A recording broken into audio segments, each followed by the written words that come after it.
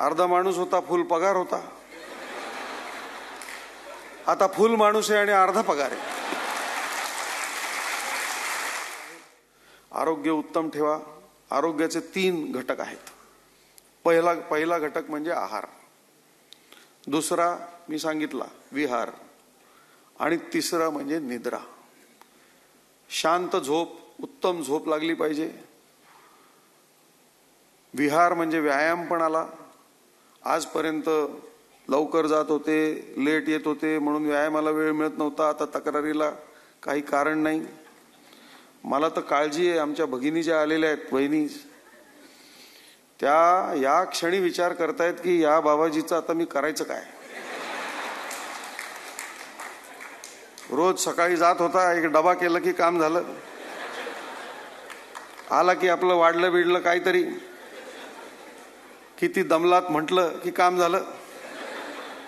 आता काही गंडवायची सोय नाही.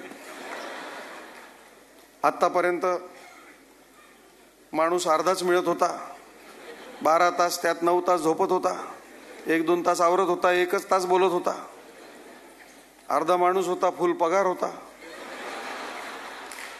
आता फुल माणूस आहे आणि अर्धा पगार आहे.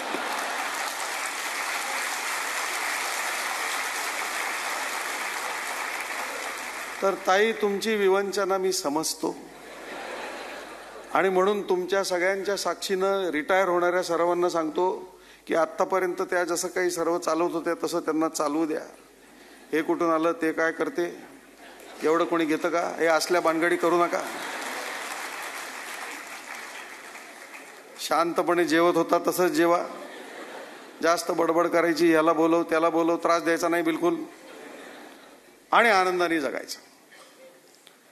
कारण काय आहे की खरोखरच आपण घरी नसण्याची घरच्यांना सवय असते, आणि आता घरी असण्याची सवय त्यांना लागेपर्यंत आपलं वागणं, आपलं बोलणं, आपलं चालणं जे आहे ते त्यांना सुखकारक असलं पाहिजे, त्रासदायक असता कामा नये.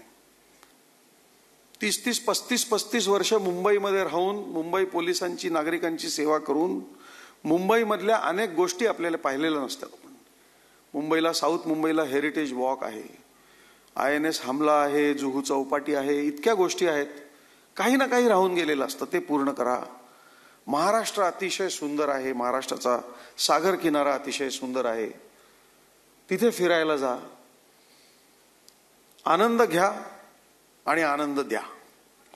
जेवढा तुम्ही आनंद लोकांना द्याल तेवढा तुम्हाला पण मिळेल. आनंद ही एकच गोष्ट आहे की जी वाटून कमी होत नाही, वाढत जाते. आणि म्हणून जिथे जाल, जसे जाल, आनंदात राहा. तुम्ही त्या अनेक कमी भाग्यवान लोकांमध्ये आहात ज्यांना गॅरंटीड नोकरी असते, गॅरंटीड रिटायरमेंट असते. आज आपण एवढं सन्मानाने रिटायर होत आहे, हे देखील भाग्य आहे. आपले अनेक साथीदार या दिवशी रिटायर व्हायला पाहिजे होते, पण कदाचित काळाच्या पडद्याआड गेलेले आहेत. काही, कोणाला आरोग्याचा धोका झाला, कोणाला आणखीन काय झालं, काही ऍक्सिडेंटमध्ये पण आपले लोक जातात. आपण भाग्यवान आहोत की आपण आज या कार्यक्रमाला उपस्थित आहोत, सन्मानाने रिटायर होत आहोत. आणि असंच भाग्य आपलं जसं इथवर चालत राहिलं तसं यापुढच्या आयुष्यात देखील चालू राहावं, अशा माझ्या आपल्या सर्वांना खूप मनापासून सदिच्छा आहेत. 5-6 गोष्टी मी सांगतो नेहमी लोकांना. एक म्हणजे आपल्या वेळेचं नियोजन करा. आता आपल्याला खूप वेळ आहे म्हणून लोळत राहायचं, वेळ फुकट घालवायचा असं काही करू नका. कारण वेळ ही अतिशय मौल्यवान बाब आहे. वेळ ही एकमेव बाब आहे की जगाच्या कुठल्याही मार्केटमध्ये आजपर्यंत कोणीही विकत घेऊ शकला नाही, कितीही श्रीमंत असेल तरी. वेळ ही एकच बाब आहे जी तुम्हाला, मला, सर्वात श्रीमंत माणसाला, सर्वात वयस्कर माणसाला सारखीच उपलब्ध आहे. त्याचा विनियोग जो आहे तो अतिशय चांगल्या प्रकारे करा. कोणाचे छंद काही असतील ते जोपासा, कोणाचे राहिले असतील आज सुरू करायला हरकत नाही. It is never too late.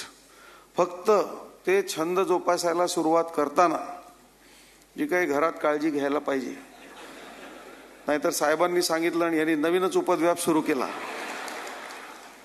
असं मला नको व्हायला.